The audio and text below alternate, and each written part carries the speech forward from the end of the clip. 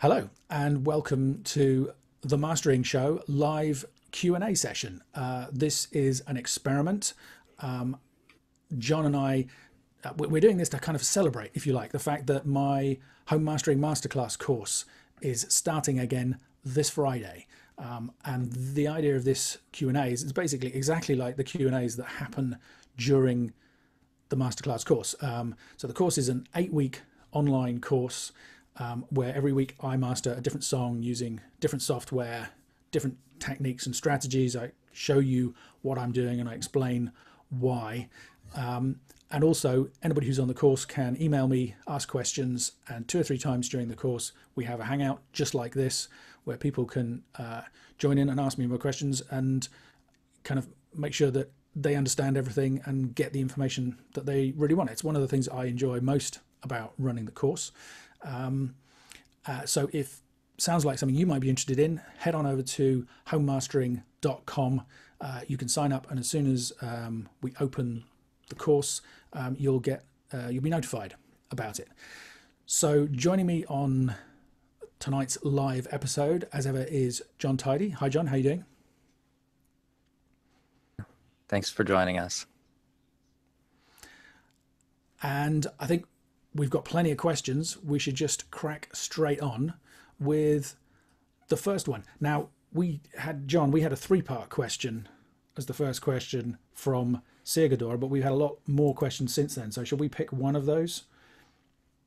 Oh, I don't know. No, answer that. I'll just answer quickly. So read me the whole question and we'll go from there. All right. Question comes from Sigador. How do you think the mastering engineer's job helped in the last 10 years and or since you started working as a mastering engineer? Changes in technology, economics? You want to keep going with everything else? Yeah, if you it's a lot to think about. Okay, well, I could. So how does it change? The thing that springs to mind for me about mastering changing over. So it's 20 years that I've been mastering Segador. I'm slightly appalled. In fact, it's more than 20 years now. And the main thing that I think has changed is that when I started out, nobody knew what mastering was. So the company that I used to work for also offered CD brokering. So people would phone up and they'd say, oh, I want 1,000 CDs pressed. And we would say, sure, no problem. Have you had the album mastered? And people would say, what's that? And that has completely changed over those 20 years. You know, now it seems like everybody thinks they know at least what mastering is and expects it. And that's a complete reversal. In terms of the technology, I think the main move has been into the computer, not just in terms of processing, but when I started out, I was mastering from DAT tapes and from CDs to U-matic video cartridges that would create the production master that you'd send off to the plant. You know, these days the whole thing is in the computer. I mean, if you'd have told me when I started mastering that one day people would be able to just send a burned CD to the plant that they spent 20 cents on, I would have thought you were insane. I mean, when we didn't even have recordable CDs for the first few years that I was working, and when the first ones came in, the blanks cost £15 each, which is kind of incredible. And that kind of, in terms of the economics as well, it's just, well, as a guide, if you think I worked for 15 years at SRT, and over that time, I'm not aware that they ever had a price increase. And that was because at every stage, the prices were falling. People were not prepared to pay what they had been prepared to pay. So there was just this feeling that people would rebel if we put the prices up. Having said that, of course, the price of admission dropped as well, because back in the day, you needed hundreds of thousands of dollars worth of equipment just to produce a CD master, let alone to do the processing and to make it sound good, and the tape machines and all the other stuff that you need to make to do a good job of mastering. So yeah, I think in all of those ways it completely changed. So what was part 2 of the question, John? I'll just jump in and say, when I started, I had Ozone, and I would just use it to make it as loud as possible. And now I actually use meters, and I choose my own zone. See, that's music to my ears. And I hope that other people, I mean, well, I know that other people are saying the same things because I've had other people make the same comments, you know, and that's, I think that's what it's all about. The first thing that I was taught as a mastering engineer was about meters, was about, you know, the difference between peak and RMS level, and what I needed to be measuring and what the targets should be. It's actually, that's not strictly true. The first thing I was taught was about digital clock, because when everything was hardware, it was really important to have a continuous line of sync through all of the gear. But yeah, the next thing I was taught was metering. So yeah, that's great to hear. So Sigurdur's question continues, what changes or trends have you seen and remember come and go? Also in mixes maybe, since they do indeed affect how we work. So the one that jumps to mind there is that, again, back when I started, the main thing that we did, I don't want to say the main thing, but a really important thing that we did for people was make mixes louder. The biggest difference between a mix that someone had recorded and mixed themselves and they submitted for mastering, and the stuff that was being done by the major labels and the pros, was the dynamics processing, was the compression and the limiting, and just the understanding of balancing levels, balancing EQ, consistent level over the course of an album, all of that stuff. So, you know, we said completely happily to people, oh yeah, I'm going to make this louder for you and it's going to sound better. And now, of course, we've flipped around to the exact opposite, where a huge amount of what I get sent is already too loud and too crushed and too compressed and too processed, and I'm asking people to submit more dynamic material. So it's just a kind of complete inversion of that. Whereas before, people didn't even know that making it loud was something that they needed to do in order to get great results. And now everybody thinks that's the only point of mastering, and all of the other stuff kind of gets lost by the wayside. So that's kind of a bit sadly ironic, I guess. And final part of this question, where do you see the job in the next 5 or 10 years, technology, economics, and et cetera? I think we're already starting to see some with the artificial intelligence sort of things and automated mastering. Yeah, and I mean, I kind of got mixed. We've got a specific question about those coming up later, so maybe we won't get too deeply into that now, but that's definitely a change. I mean, you know, the big thing is that, well, people are starting to master their own material. You know, I mean, I say on the pretty much everywhere, on my website, on the home mastering course, that if you want to get the absolute best results from your music, I recommend you go to a pro. But I completely understand and recognize that some people don't want to do that, some people are not able to do that. And so the idea of people mastering their own stuff is becoming, you know, again, back when I started out, that was just impossible. So I think that's going to become more and more of a trend. I hope, you know, I've kind of watched over the course of my career the studio business gradually decline. You know, more and more of the big name studios in London and the UK are closing.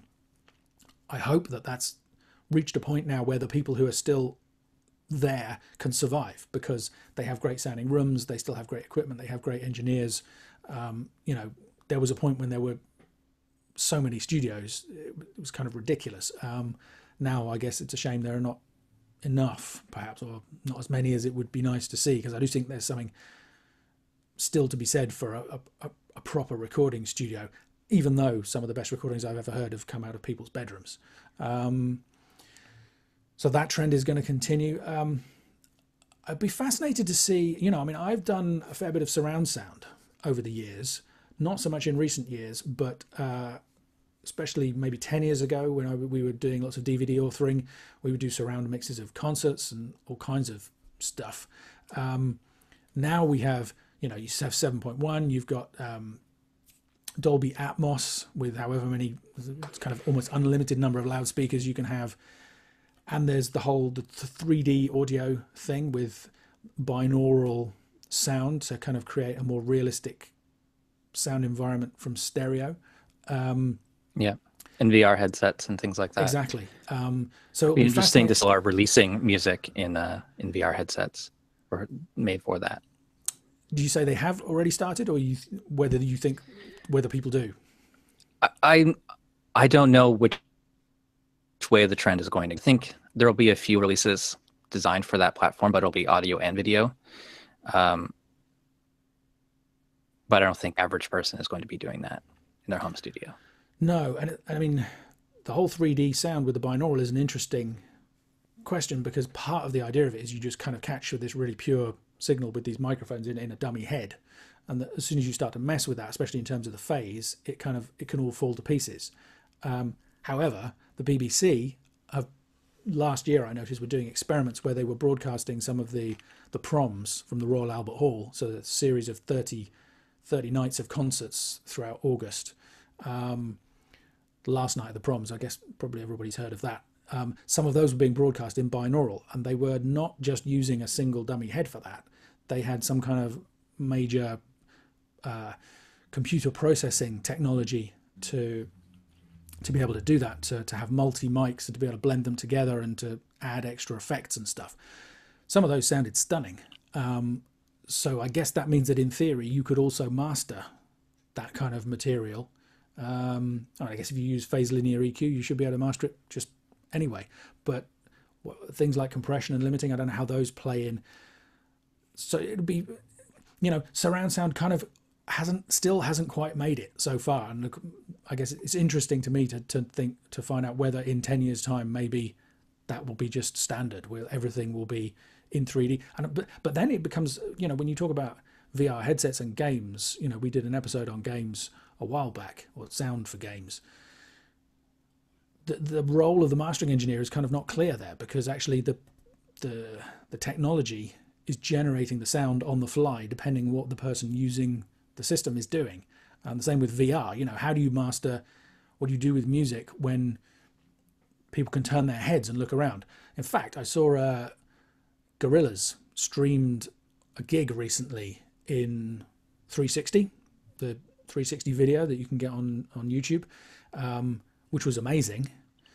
You couldn't control which camera they were still switching cameras, but when you were kind of, while your view was locked into a particular camera, you could look around, but the music didn't do anything, which it was just a static stereo mix. On the one hand, I can understand that. On the other hand, it kind of felt a bit like a shame. So, I mean, I think there's potential for all kinds of incredibly creative and interesting stuff in those areas. Whether that will come to anything, and we get our hands on it as mastering engineers, I don't know. That's an interesting question. I'm not sure if musicians are going to want manipulate the mix and things like that as they listen to it. No, and I mean that's been possible for a while. Various software. Some musicians are really into that, but lots of them aren't. I mean, I'm a bit of a control freak, so the idea of somebody, I mean, you've got to get real, right? If people kind of push the button that says surround sound on their amp when they're listening to stereo, they're going to transform the mixes and masters that we listen to anyway. And even if you choose to play it on a Bluetooth speaker that you put up in the corner of your room, that's going to change the way that it sounds. We've got no real control, but even so, I agree, kind of handing it over lock, stock and barrel to the listener kind of feels a bit alien to me. But again, I mean, maybe that will change. The way that people interact has completely changed. And you think about memes, people putting kind of bits of art on the internet and other people taking them and modifying them, all the rest of it. Maybe that will happen with music as well. But maybe not. There seems to be this kind of resistance to it in general. Music kind of seems to be sticking to a similar track. It's almost like all of these possibilities are out there, and music kind of ignores it and carries on just being good tunes and great mixes. And I don't know, maybe that's a good thing. Maybe time for another question? Yeah. So we picked, but let's jump into the ones that came in from the live chat. So that is from Bob Ellis. Is there a bank of reference tracks available somewhere for mastering and mixing genres that you may not have in your? Tricky. I don't know about a bank of reference tracks. I mean, one thing you can do, there's a couple of playlists. I've got a Spotify playlist of my kind of stuff that has a fair variety of material in it. And there's a Pinterest page as well where I post some of the stuff that isn't on Spotify. So that could be helpful, Bob. There are kind of libraries of music that's out there available to be mixed, but I don't know about, no, and I don't think, I think short of kind of picking an engineer who you like if there's somebody like me who has some kind of show reel out there, that would be one way to do it, or to kind of compile yourself, a playlist somewhere of somebody's work. Say if you're, I don't know, Chris Lord-Alge or Bob Clearmountain or whoever it is, that could work. But no, I don't think there's a kind of a central hub. Do you know anything like that, John? The only thing I can think of is these charts and see what's popular in that style, or what are the most popular or whatever in that style. Or there's probably other websites that chart that kind of stuff. Build up a mental average of what those things sound like. And if you're a professional providing mastering for someone else rather than mixing your own music, then have the opportunity to ask them, what do you want this to sound like? What are your references? What are your influences? And what are 3 albums that influenced the making of this record, even the mastering, to, meet that expectation? Yeah, that's a good point. And I think I've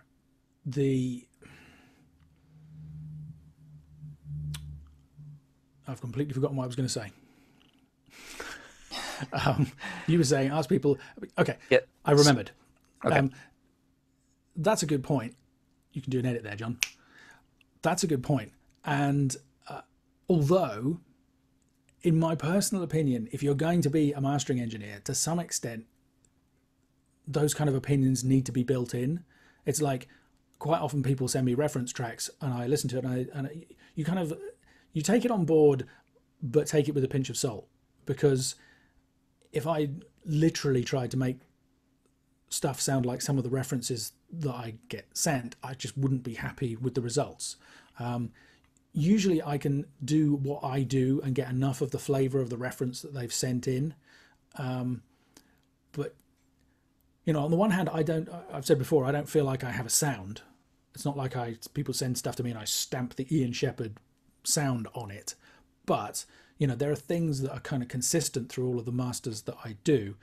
And there are definitely kind of places that I won't go, or things that I just don't like. It's like, for example, if somebody sends me something that's really kind of narrow in the stereo image, I almost always try and broaden it out a little bit, try and get some space in there somehow, just because that's my personal taste. And if somebody doesn't like that, then probably I'm not the right mastering engineer for them. So reference tracks are great for kind of calibrating your ears. I don't know whether we'll get to it. We had another question from somebody asking,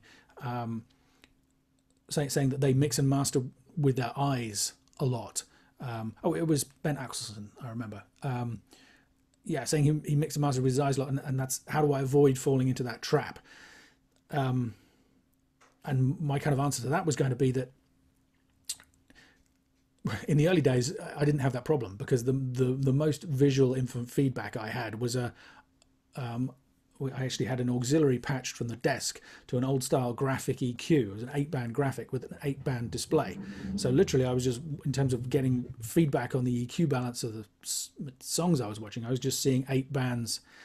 So that was kind of useful enough to kind of generally help me get the overall balance about right, but useless enough to that I didn't kind of come to rely on it. Whereas nowadays, with all these plugins that give you all, real-time FFT and spectrographs and all the rest of it, the temptation to rely on our eyes is much more of a problem, I would say. So I think the main thing I would suggest is, I think all of that stuff is great for training our ears, but don't go to it first. Listen, react based on wherever you're at the time. then check. And if the plugin or whatever it is tells you there's a huge resonance at 100 hertz you hadn't spotted, well, then you can experiment by pulling that back with a bit of EQ and hopefully learn from the experience, and next time you might notice it. I think that's a good way to proceed, because then because the trick is that the danger is that if you look at the graphics first, you're just responding to them. It's kind of like the difference between using a sat nav and a map in a car. I don't know if anybody else has had this experience. For me personally, if I follow a sat nav, I get to where I want to go, but I have no idea how I got there. And if the sat nav died and I had to find my way back again, I'd be lost. Whereas I don't have a proper sat nav in my car. What I tend to do is look on Google Maps beforehand, get an idea of the route, and then try and follow the mental image in my head to get there. I sometimes get lost and I have to consult and put myself right, but it helps me to have an idea in my head of where I'm going, and exactly the same thing applies to music. So I think if you start off watching the graphics and the analyzers and all the rest of it to figure out, to kind of calibrate your ears and figure out what your monitoring is telling you and what the reference tracks actually sound like, how that kind of connects to what you hear in the real world, but then start just using your ears and checking against the other stuff. And I would say the same thing about reference tracks. Quite often, every so often somebody will send me 10 reference tracks for an album. If they send me one, I'll usually listen to it. If you send me 10 reference tracks, I'm probably not going to listen to any of them. I will probably just do my thing, and then I'll listen to the reference tracks and discover whether or not I'm way off the plot. Actually, okay, so there's a refinement to that strategy, that's a bit risky, because especially if you're doing it remotely, you don't want to master an entire album and then find that you were completely out on a limb. So probably what I would do is master one song and then listen to the reference tracks and kind of work from there. But again, you have to take all this stuff with a pinch of salt and somehow try and integrate what the client is asking you for, what everybody else in the world is doing, what your taste says you should do, and come up with your own solution to the problem. And that's kind of what it's all about. Sounds quite complicated when I say it that way, but I think it's not that bad in practice. John, do you have anything that do you mix with your eyes ever, or are you good at avoiding that? I trust my monitors pretty well, and it's really just like if I see red on Dynamite, I'll pay attention to what's going on. Good. I mean, it's when you're working with plugins, it's very hard not to look at what you're doing, and and if you move the EQ past like 3 dB, you start to second guess yourself at times. It looks wrong, and you're afraid that you're doing something destructive, but you just have to not fool yourself. Actually pay attention, A/B testing and things like that, gain matching, things like that. Yeah. Yep, absolutely. Cool. We had a question from Norberto. Have you got that one? Yeah.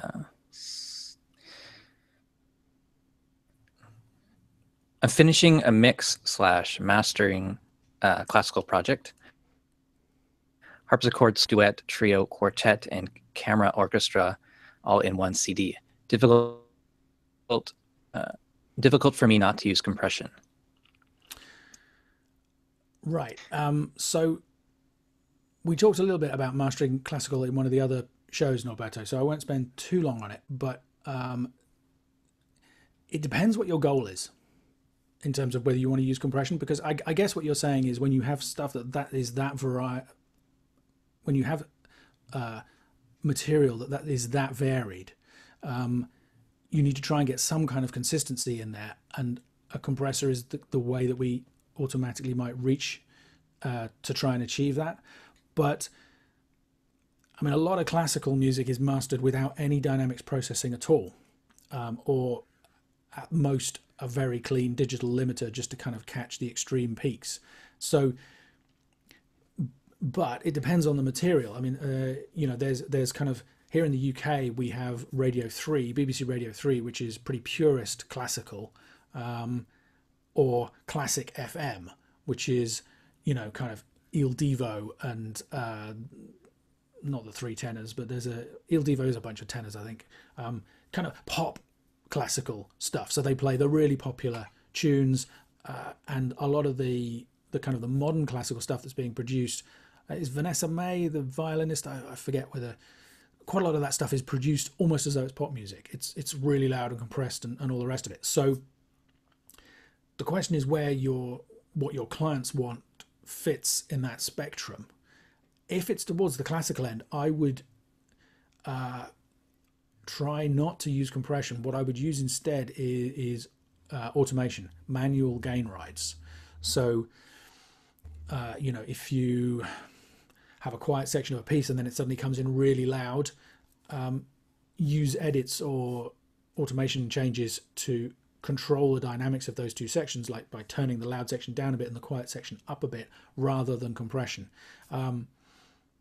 Because depending on the instrumentation, I mean, again, harpsichord is an interesting one because it probably doesn't need a heck of a lot of compression because it basically has no expression. You hit the note and it plucks the strings and that's the sound. You don't have the dynamics of, say, a piano. But quartet, string quartet is obviously an incredibly dynamic thing. Again, depending on the type of material, it can be quite hard to use compression in a transparent way on classical material because we just don't expect it. Pop and rock has been compressed since the 50s, certainly the 60s. It's part of the way that we hear the music and the way that we expect it to sound. Same thing doesn't apply to classical. So I understand the temptation, but I would try and not use compression if it's going to be a fairly purist classical project. So hopefully that probably makes your life a lot more difficult.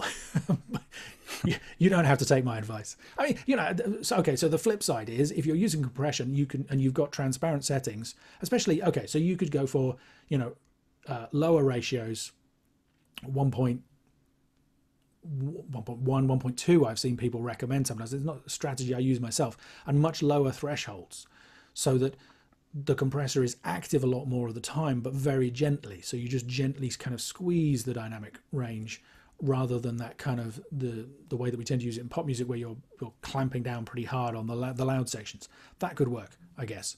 But yeah, and at the end of the day, if you have a sound that you're happy with and the client is happy with, it doesn't matter whether it's compressed or not. If it sounds good, it is good. But beware that people won't necessarily expect that kind of sound. In fact, I did a recording session years ago for a group whose name I'm not going to be able to remember.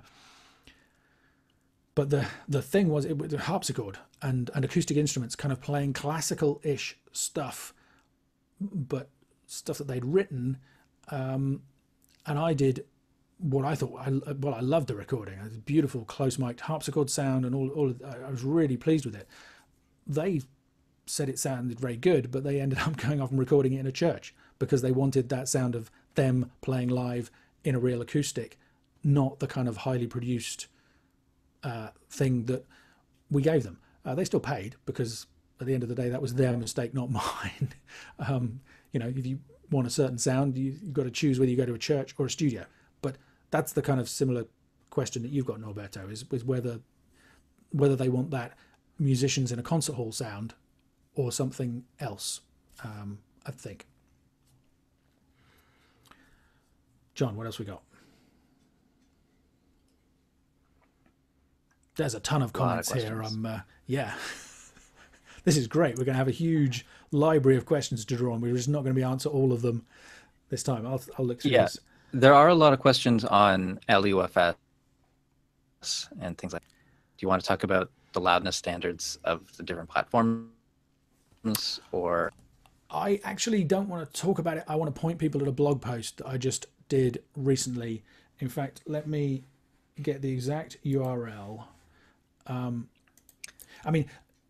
Let's briefly say it is true that lots of streaming platforms have different loudness levels that they are normalizing to, right? And people are asking, well, which one should I pick? Which one should I choose? Or do I have to do separate masters for every platform? That's kind of missing the point because they adjust the loudness for you.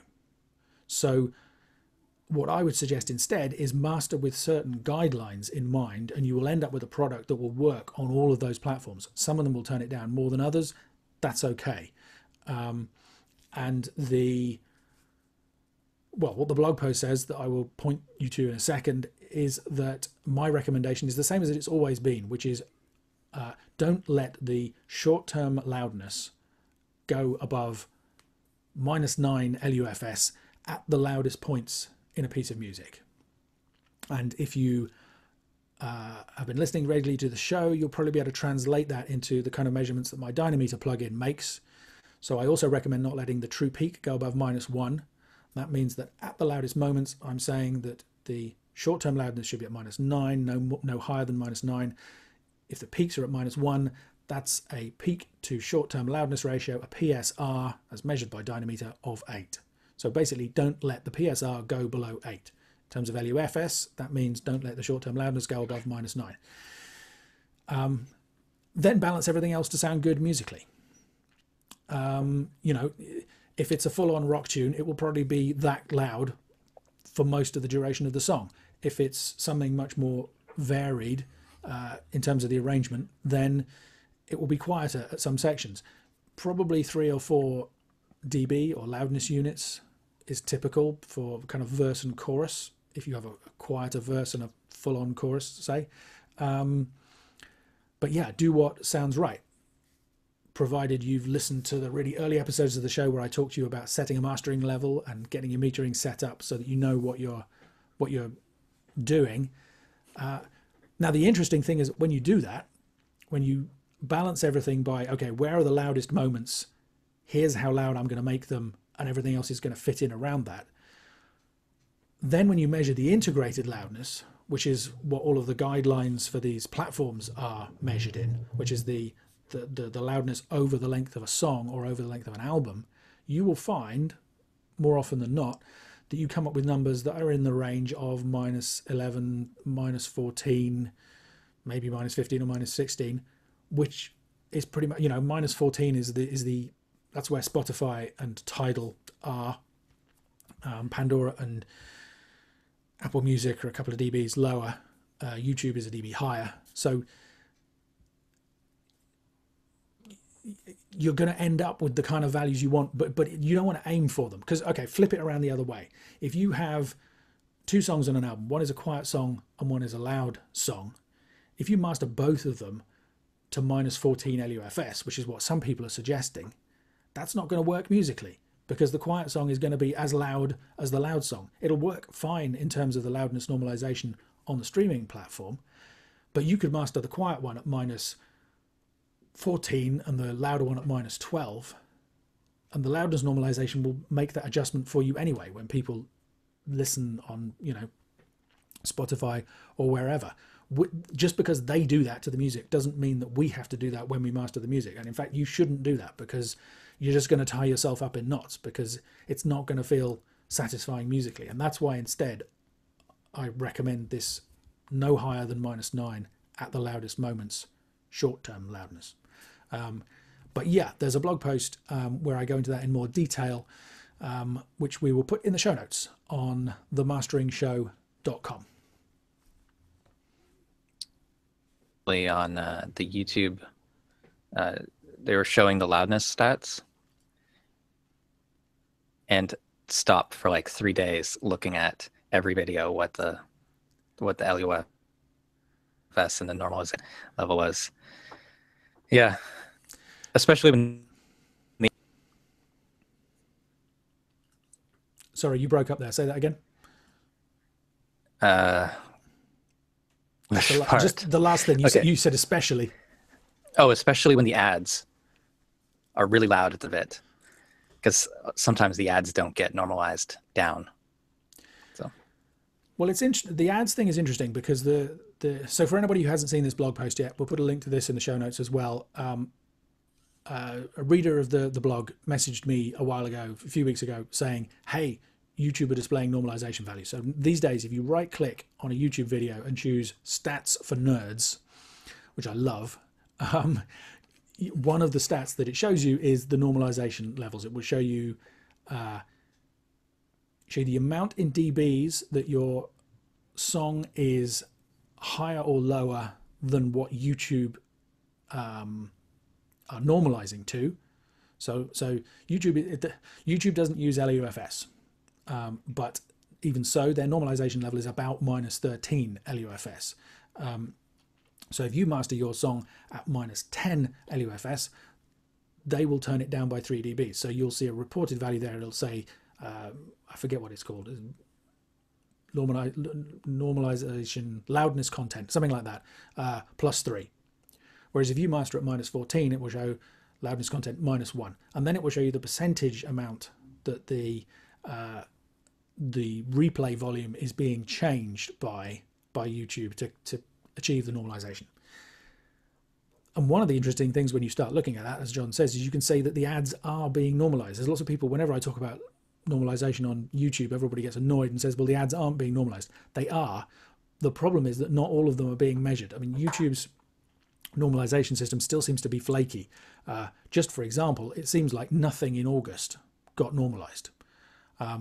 Since 2 weeks into September, this new statistic appeared. My guess is that they were tweaking the system somehow, and they kind of put the normalization measurements on hold. And probably retrospectively, all of those songs will get measured and will get normalized. But I think the same thing applies to the ads. And I don't know whether the ads slip through the net, or whether there are just so many of them that don't get measured, or how it works, but it's a lot less consistent. The whole thing is still a little bit messy, but it is happening, and now you can see the exact numbers if you want to. But as John says, it's a real time suck. Yeah, well, not just in music that's on YouTube, like every you watch and every ad should have that stat there. And if it's at 100%, that means it's not normalized at all. And if it's like 53 or something like that, then it's that means that it's turned down by half. I don't remember. I'd have to look at it to know. Yeah, no, that's right. It's sometimes it's shut down. 50% is a 6 dB reduction, right? Because it's basically using the dBs translating to power kind of equation. So right, and that's about the most that I've seen. That means that it was uploaded too loud, and it's been turned down by 6. As far as YouTube are concerned, yeah. Yeah, and their reference level is -14. Is that right? Well, it's not exact because they're not using LUFS, but it's -13-ish. Okay. So, I mean, I hope that all of them are going to start using LUFS in future. Tidal uses LUFS. That means it'll be predictable. People will know what to expect when they upload something. Shooting for targets then will make more sense. But even so, I mean, it's interesting because, I mean, the good thing is, the other thing that's happened recently is Spotify reducing their level. So Spotify used to be roughly -11 LUFS, and they've reduced that by 3 dB. So they're down now at -14 as well.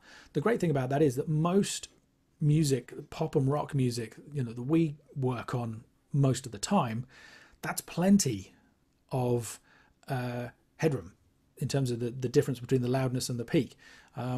Even some kind of absolute classic albums probably mastered at like kind of -12 LUFS.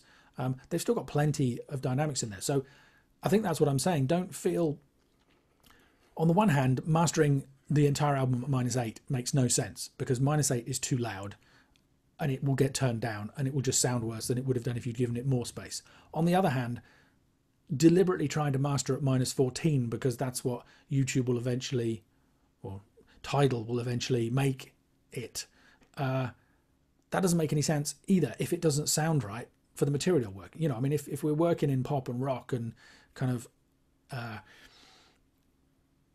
quite dynamically controlled genres, I've always said loudness is about finding the sweet spot, and that means not too loud but also not too quiet. Back in the day when I first started mastering, as I mentioned earlier in this Q&A, we were routinely making things louder, and we were telling people, and it was true, that process will make them sound better. The process of saying, okay, I'm going to move this song from -18 where it was mixed up to -12, say, where I'm going to master it, you have to use a certain amount of dynamic processing to achieve that. And when you do, you will improve the chances of that translating to the widest number of systems. You will have to balance the EQ.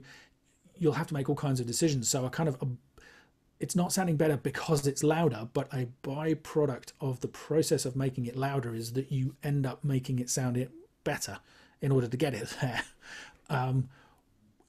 And it wouldn't necessarily sound right if you took a really loud song and only went for it at -14. I mean, actually, this is all a matter of taste.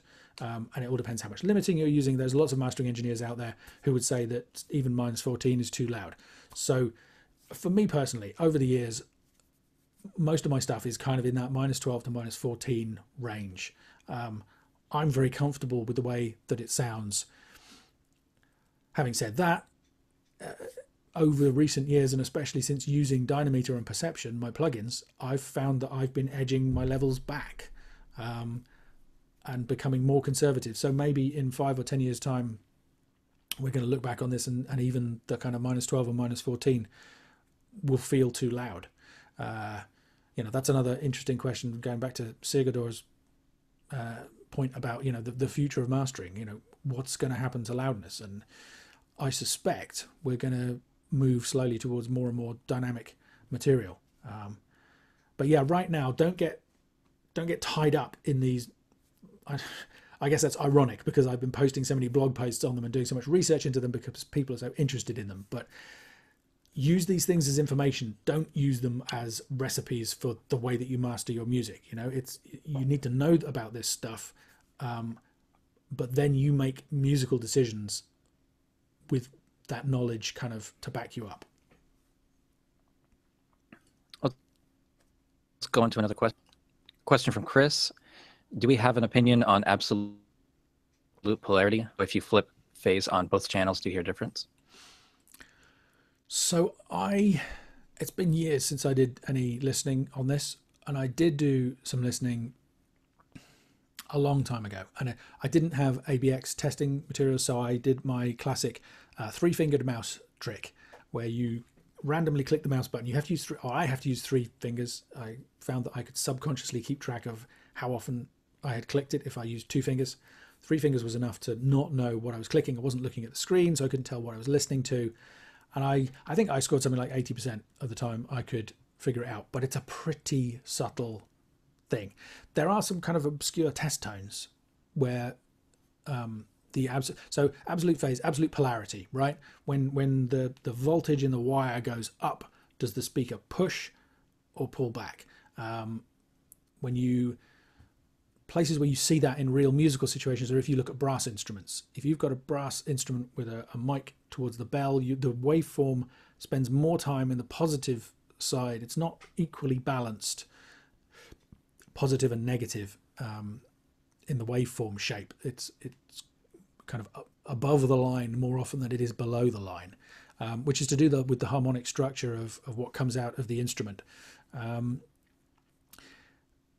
So the question is whether that matters when it gets played out of speakers. And so on the one hand, I would say, yes, I think I was able to hear it when I really put myself under the microscope.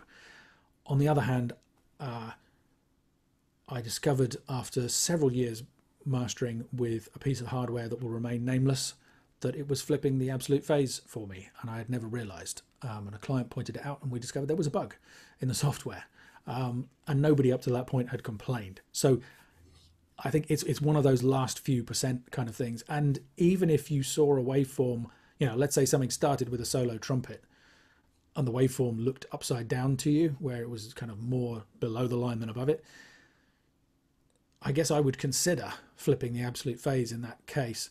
But the question then would be, is it just that instrument, or is it the whole mix where the polarity has been inverted? And I think, I need to clear up, we're not talking about just one channel. If you invert the polarity on one channel, it's going to sound very odd on almost any material. This is different. You have both channels where the polarity is flipped. So it's just the waveform is going up when it should have been going down, or down when it should have been going up. So I think, yes, it is audible, particularly for some instruments and some particular types of sound. I guess electronic sounds could be another candidate where you might get quite unnatural waveforms where that might be more audible. But I think mainly we have to rely on people to get it right in the mix, because what's much more common for me is to find something that's wrong. Like you might find that the kick, pushes out, the waveform goes up when the transient hits, and the snare is the other way around because they had a cable wired backwards, or the polarity was flipped and they didn't realize. Or that kind of thing happens quite a bit, and of course there's nothing you can do about that at the mastering stage. So then it's just a question of warning the client and seeing whether they want to fix it in the mix. Have you ever tested this, John? Can you hear it? I feel like I have like an 808 kick drum, and I'll just polarity invert as it's looping. And I think it's something you into hearing easily, but it might not actually make. So I don't know. It's one of those things where you're more on its own, you're not likely to hear, but when it's one thing that's out of phase with something else, polarity invert is processing in parallel with it, things like that, then it makes a difference. But I think on its own, it's a difference. I don't know. Yeah, I think I'd probably go along with that. Okay, so we're coming up to the 1 hour mark. How many more questions? Let's have a look through and see. We have about Say again, I missed that. 15 more questions or so. Okay, only 15. Okay, I guess maybe we should do these more often. Any that have caught your eye? We can edit this afterwards. So everybody watching, please take a minute while John and I take a look through the comments and see what we've got. So there are a few questions about what we think about specific tools, Ozone 8 or UAD and things like that. I think we're going to skip those because we haven't tested them all. Don't want to give any opinions on things that we haven't used ourselves. Yeah, I agree with that. There's the question about what do we think about kind of the new AI stuff that's coming in. Again, I haven't used them. Maybe we should leave that. I think all of this. Why don't you ask me that question and I'll give a fairly short answer. I don't see where that question is in the document. Hang on. Okay, it was Wilson. Right. There's one. Okay. Question from. Oh, no, I know where it is. I can paste it in. And you can read it to me. All right. 2 seconds. I think I had it. Well, there were 2 people at least who asked it.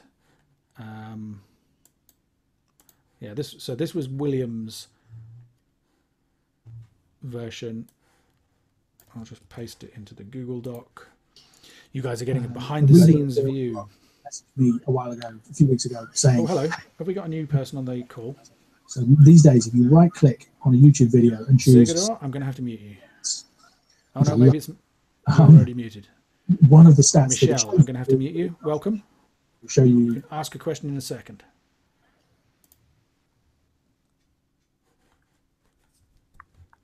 Michelle, sounds like you had this playing in the YouTube window as well. If you've joined the Hangout, which I can see that you have,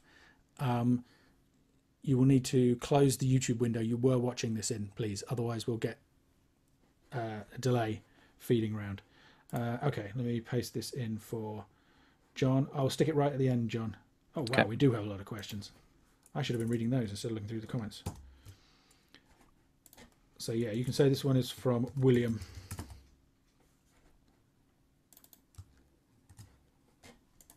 Can you see that? Yep.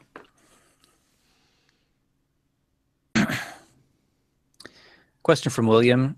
Curious as to what you think about the advances we're seeing in the new 08 and 2 from iZotope and Newfangled Audio's Elevation. I haven't tried these yet. They're interesting, but I'm pretty happy with what I have at the moment as well. Yeah, I haven't tried them either.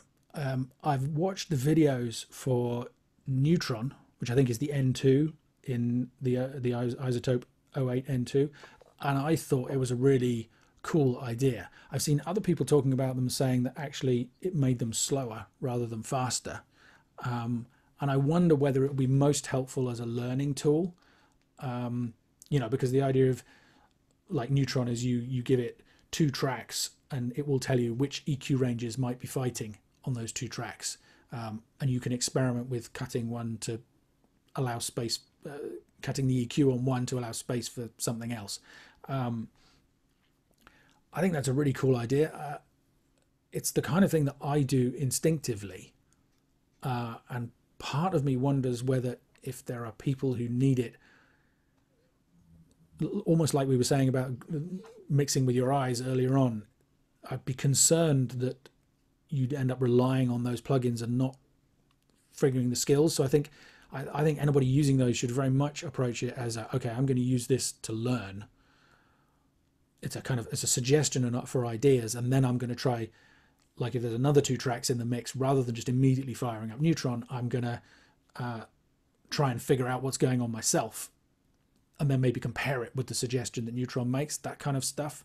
I think the idea of AI to help people get better results in general is really interesting and really exciting. And I mean, I am very intrigued by all of the automated mastering systems. I've played with a few of them, and so far I haven't found one that I can wholeheartedly recommend, but it's really early days. And I do feel like some of what we do as mastering engineers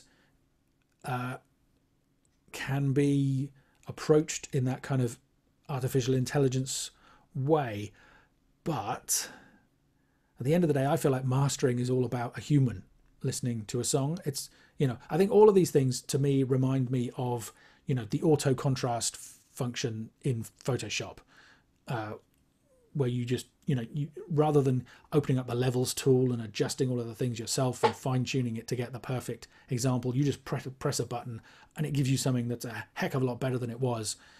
It may or may not be the best that photo will ever look, but you kind of don't care because you just want it fixed quickly. That's what I feel about all of these automated mastering things.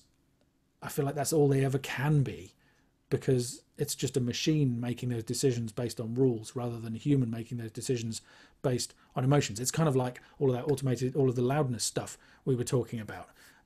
The machine's rule might be, oh, it's a kind of a rocky track, I'm going to make it this loudness. That might be right 8 out of 10 times, but the other 2 times, maybe there's something about, the artist has deliberately chosen a kind of thin and trashy sound, and they don't want it to sound as big as the other one, so they don't want the big bass boost in the EQ or whatever. And those are the kind of things that we have empathy as humans about the artistic decisions people have made in the recording and the mixing, and a machine's never going to have that. So I'm kind of torn on these things, because I'm simultaneous. The scientific bit of me is really interested in how good a solution can you get to these problems, and what clever ways can you come up with to help people get better results. And then, the part of me that just really loves doing the job and making those decisions and going, well, I'm going to make this one a little bit louder just because it feels right to me, or I'm actually not going to make that one quite as loud, or whatever it is. This one I'm going to keep. I hear that it's so. Just today I was doing a demonstration video for YouTube channel of balancing 3 songs just using EQ and limiting, and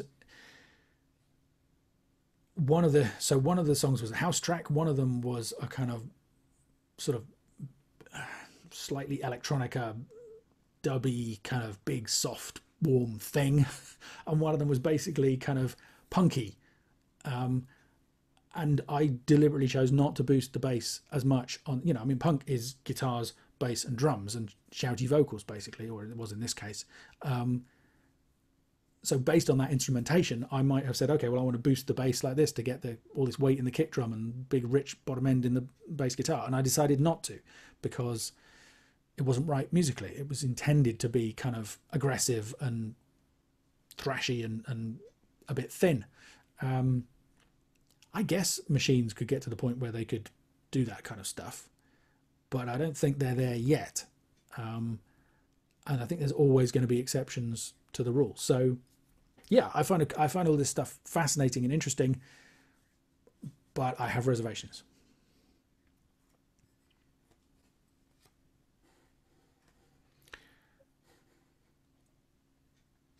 How much longer do you want to go for? I think we probably, there's not been a lot of dead air, has there? Let me just quickly look through some of these questions.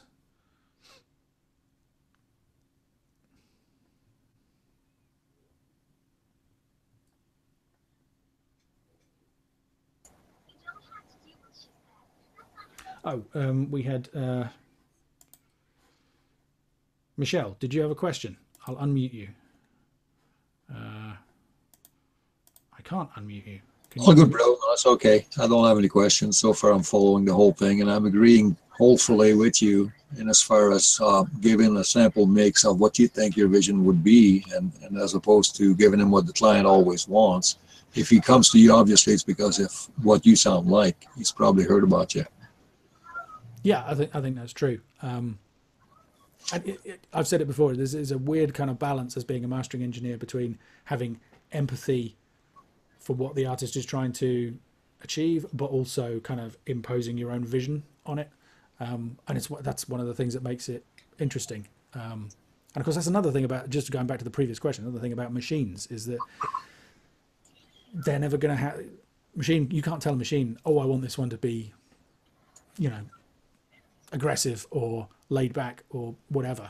Maybe we will be able to sometime in the future. I guess I don't have that much faith in artificial intelligence. Anyway, thanks very much for being part of the call. You bet. Cool. Okay, I'm going to mute you again. You bet. I think that actually, John, that last question was pretty good. We could segue from that into talking, finishing off. Do you agree? I mean, that's about an hour.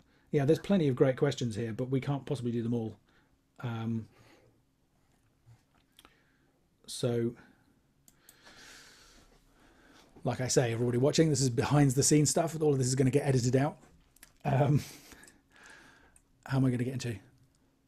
Okay, I know. And in fact, the video that I was just talking about, where I mastered 3 songs just using EQ and limiting, is going to be on Robert Mays's YouTube channel soon. His website is, I'm going to have to edit this while I remember. Oh, his website is Musician on a Mission. I think that's .com. We'll put it in the show notes for everybody who's interested. So if you want to see that video, head over there and take a look. And I'm doing that video for him because he asked me to, and I'm a nice fellow, but also to help promote the Home Mastering Masterclass that I mentioned briefly at the beginning of this live Q&A. As I mentioned then, it's opening up again on Friday. If you sign up during the first week before the course officially starts, you get an introductory discount, which is roughly 30%, depending on which option you go for. For everybody listening to this, I'm going to run a little promotion. If you decide you want to try the Home Mastering Masterclass this time after listening to this live Q&A, not the podcast, I think, probably because the podcast will stay up and we will then have to edit it to remove it. Anyway, so we'll go with, if you would like to try the Home Mastering Masterclass after watching this or listening to this, if you would like to try the Home Mastering Masterclass after listening to this live Q&A session, drop me an email after you've signed up. Let me know. Everybody who does that, I will put the names in a hat and pick one out at random, and you'll get a free copy of my Dynameter plugin. The Home Mastering Masterclass is probably the most popular thing that I do. I think it's probably the thing that I'm proudest of. It's not as structured as Home Mastering EQ, for example, but it covers a huge amount of range. So every week I master a different song by a different artist. There's an interview with each artist about the mastering process. You basically get a fly on the wall view of me mastering those songs, and it's structured in the extent that, you know, the first song is pretty straightforward, and then as we move through the course there are more and more tricky examples, and I get into things like stereo image, parallel compression, and sort of the more unusual strategies that I might use in mastering. There's been extra content added. There are some hidden bonus features these days since the first time that I ran the course. Over 1,000 people have taken it. I get great feedback. I mean, we do Q&As like this as part of the course. It's always great to connect with people, find out what their problems, which problems they're having with their mastering. You know, we talk about how to deal with the fact that you probably don't have a mastering studio, how to deal with the fact that you might be mastering in the same space that you're mixing in, how to use reference tracks, something we touched on in this call, how to choose how loud your monitoring should be for mastering and why that's really important. We talk about guidelines for loudness, EQ, compression, all of these different topics.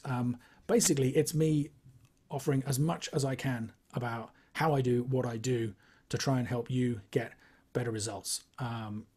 You know, whatever questions you might have, I will do my best to answer them as best that I can. So if that sounds like something you might be interested in, please head over to homemastering.com. If the course is open, you can sign up straight away. If not, you can just drop your email into the box and you will be notified as soon as it opens up again. John did the mastering course years ago now, and told me he liked it. I think it was the first round. You're an early adopter. I think it was the first. Yeah. That was great.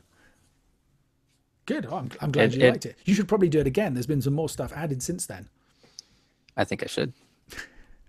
Oh, that's something else that I should have mentioned. There's also, but if you sign up to the course, you get membership of a private Facebook group where there's now over 500 members. It's a fantastic community. You know, everybody who's there has done the course. There are some great people there, like John, like Ian Stewart, who some of you will know from the podcast, like Sigurdor, who asked the first question this evening. It's a really supportive, friendly atmosphere there. People kind of share examples of what they've done and get feedback and ask for help with stuff. Yeah, I'm really proud of the course, I think. And if you want to know more about mastering your own music, or just find out more about mastering in general, you know, I think it's a great resource. So please do head over and check it out, homemastering.com, if you're interested.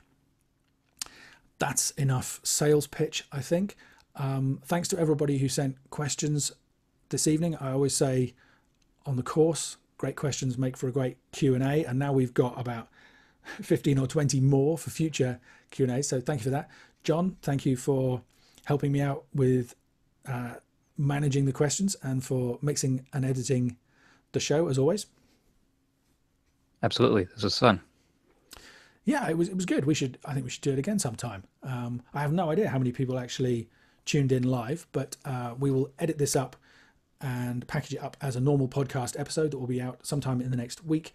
And I think we'll probably leave the replay on YouTube as well for people who can bear to look at me as well as listen to me. So thanks as always to Kaylee Law for allowing us to use his music for the show.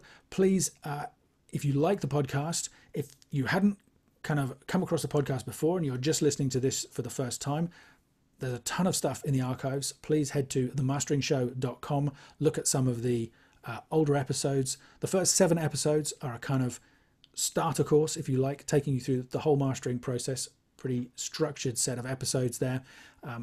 And if you like the show, please head over to iTunes and give us a rating and a review to help other people find it too. Thanks for listening in. I was doing so well up to that point. Thanks for listening. We can always fix that in the edit afterwards. Yeah, for sure. Overdubs. Overdubs, patches. It's all a cheat, folks. You listen to this thing every week and you think, oh, it's, you know, it's all cool, and it's not. It's a mess.